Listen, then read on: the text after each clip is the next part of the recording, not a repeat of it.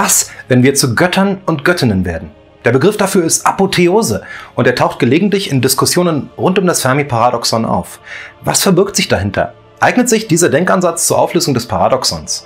Erklärt er, dass wir scheinbar allein sind? Antworten auf all diese Fragen gibt es in diesem Video. Ich bin Ronny, willkommen bei Raumzeit.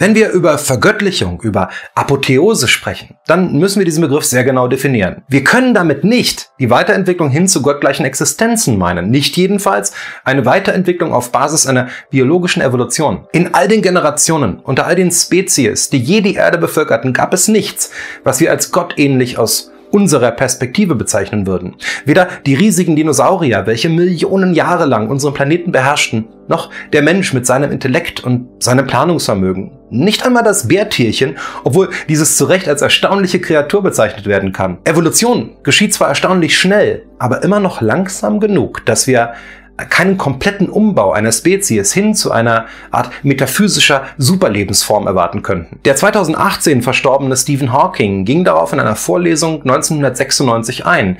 Er ging davon aus, dass die biologische Evolutionsrate des Menschen, die Geschwindigkeit, mit der unser genetischer Code umgebaut wird, bei etwa 1 Bit pro Jahr liegt. Bei einem Gesamtvolumen von 100 Millionen Bits müssten wir mit einer Zeitspanne von Milliarden von Jahren rechnen, bis etwas völlig Neues geschaffen wurde. Letztlich hat natürlich die Evolution auch gar kein Bestreben, Überwesen zu erzeugen. Sie arbeitet nicht zielgerichtet. Es setzt sich durch, was besser angepasst ist. Nicht mehr und auch nicht weniger. Wir finden daher den eleganteren Denkansatz vielleicht im Digitalen, der Welt des Kleinen und der Informationen. Hawking ging in seiner Vorlesung so weit, in der Informationsspeicherung und dem Informationszugewinn der Menschheit eine zweite, eine schnellere Evolution zu sehen. Er sagte, die Rate der biologischen Evolution in Menschen liegt ungefähr bei 1 Bit pro Jahr. Im Kontrast dazu gibt es ungefähr 50.000 neue Bücher, die in der englischen Sprache jedes Jahr publiziert werden. Und diese enthalten ungefähr 100 Milliarden Bits an Informationen.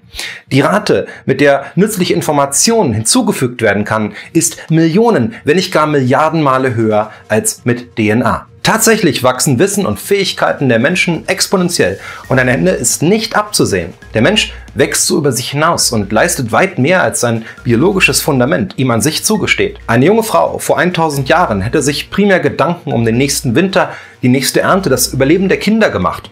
Heute entwickelt sie Algorithmen, um ein schwarzes Loch zu fotografieren, welches Millionen Lichtjahre entfernt liegt. Zwischen beiden Frauen besteht quasi kein genetischer Unterschied. Es gibt lediglich einen Vorsprung an Information und an Kultur. Und wenn dieser Vorsprung weitergeht, dann würden wir schon die Technologie des Jahres 2200 in großen Teilen für unvorstellbar halten. Ähnlich wie ein Mensch des 19. Jahrhunderts angesichts des Starts einer Falcon Heavy vermutlich spontan kollabieren würde. Und dieser Umstand wurde von Clarke als Gesetzmäßigkeit formuliert. In seinem bekannten Werk Profiles of the Future erklärt er als drittes Gesetz, jegliche ausreichend fortgeschrittene Technologie sei nicht von Magie zu unterscheiden. Das können wir leicht zuspitzen. Jeglicher Erschaffer und Nutzer einer derartigen Technologie ist von einer Gottheit nicht zu unterscheiden. Wollen wir die Gedanken Hawkings und Clarkes mit der Frage nach einer Vergöttlichung in Einklang bringen, dann suchen wir die Antwort am besten im Transhumanismus, einer Existenz jenseits der biologischen Schranken. Spezifisch eine Existenz als digitale Entitäten. Solche Wesen haben eine Entscheidung getroffen. Sie gaben einer Expansion ins Kleine den Vorzug gegenüber einer Expansion ins Große. Erklären wir das mal.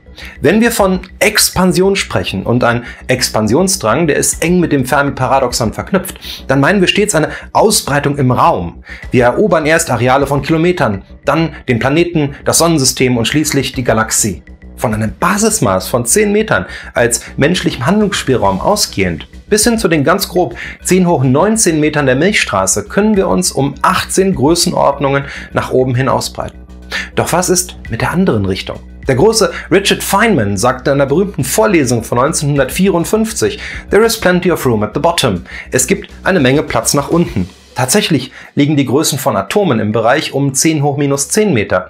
Wir finden also nach unten ebenso 11 Größenordnungen, die uns eine Expansion ins Kleine erlauben. Und das ist eine Expansion, die in Form von Nanotechnologie und Digitalisierung erfolgen kann.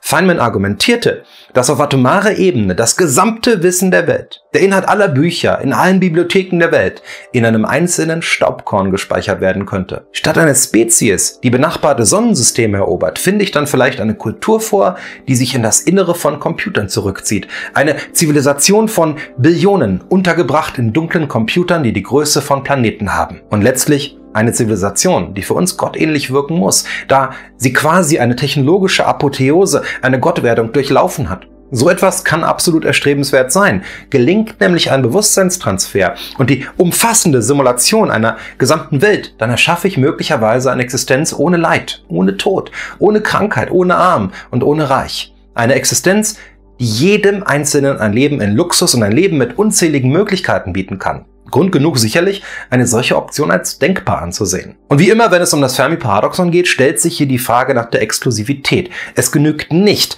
wenn die Mehrheit der außerirdischen Kulturen sich für einen solchen Weg entscheidet. Es müssten quasi alle sein. Denn bereits eine einzige, die einst den Weg einer Expansion in die Galaxie hineingewählt hat, müsste für uns wahrnehmbar sein. Und ausnahmsweise zerschlägt das Exklusivitätsargument hier nicht die Hypothese. Es stellt sich nämlich die Frage, was wahrscheinlicher ist, was leichter erreicht werden kann. Werde ich die Hürden interstellarer Raumfahrt meistern, bevor ich meine Computer so weit entwickelt habe, dass sie mir eine bessere Existenz bieten, als es die Sterne je könnten? Ein Blick auf die Menschheit, das eine Beispiel, das wir haben, deutet darauf hin, dass es ein eher ungleiches Rennen ist. Raumfahrt und Computer entwickelten sich etwa zeitgleich. Während Zuse seine Computer konstruierte, stellte Wernher von Braun die ersten Entwürfe für Raketen her. Doch während unsere Raumfahrt im Grunde seit 1969 nur noch zögerliche Fortschritte macht, haben Chips und Code die Welt in berauschender Geschwindigkeit erobert. Forscher sind sich relativ einig, dass wir über kurz oder lang das menschliche Gehirn vollständig digital nachbilden können, dass wir allgemeine KIs erschaffen werden, dass schließlich ein Transfer in eine vollständige virtuelle Welt möglich sein wird. Einen ähnlichen Konsens sucht man bei interstellarer Raumfahrt vergebens. Hier trifft man vorrangig auf durchaus begründete Skepsis. Die Distanzen sind einfach überwältigend. Es ist also nicht undenkbar, dass es eine Art innerer Logik folgt, dass die digitale Apotheose viel früher möglich ist als eine Kolonisation des Raumes und dass der gleichen Logik folgend Zivilisationen stets diesen Schritt unternehmen und so vielleicht kein Interesse mehr an einer Expansion in den Kosmos haben. Auch hier kann man natürlich kritische Anmerkungen treffen. Auch gigantische Computer werden nicht vor kosmischen Katastrophen verschont. Ein Asteroideneinschlag, eine Supernova, all das könnte auch sie existenziell bedrohen.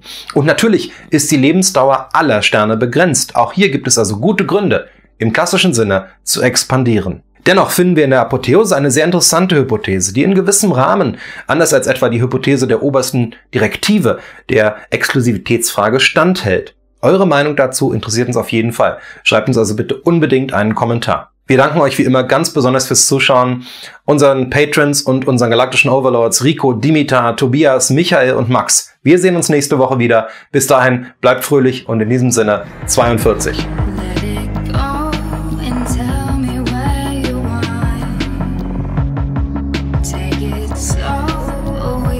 Speed